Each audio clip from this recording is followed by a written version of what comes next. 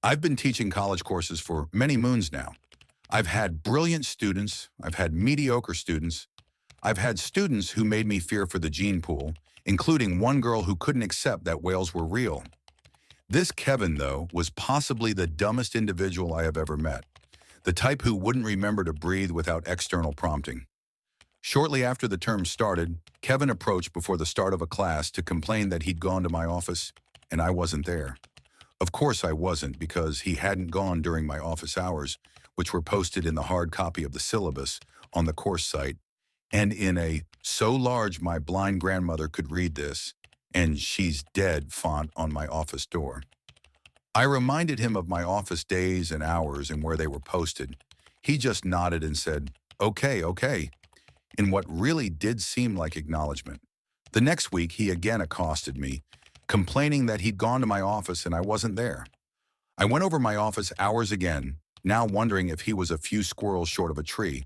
At the end, he nodded sagely, saying, "Okay, okay." It was not, in fact, "okay, okay." This pattern continued for the entire semester. He'd constantly complained that I wasn't there. He was going to my office so late in the evenings that security was called. He was going to my office on Saturdays and Sundays and at 5 in the morning. He'd pound on my office door and call my name, leaving only when others in the building would tell him to get out. He'd then accuse me the next day, every attempt at explanation always ending with that infernal, "Okay, okay," and still no light on upstairs. It took several weeks, but I finally figured out why this was so difficult for him.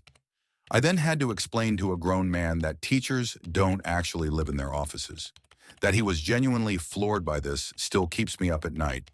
And he gets worse. One day I noticed someone stealing the tires from a car in the parking lot. I called security, it was a rural area, and the police were both in a different town and not very responsive, not knowing that this brilliant Kevin was now part of the security team. He biked over and I pointed him in the thief's direction. They conversed. After a moment, the thief tossed the tires in his truck and drove away, all while the Kevin happily waved him off. Kevin then informed me that it was all fine because the thief had permission.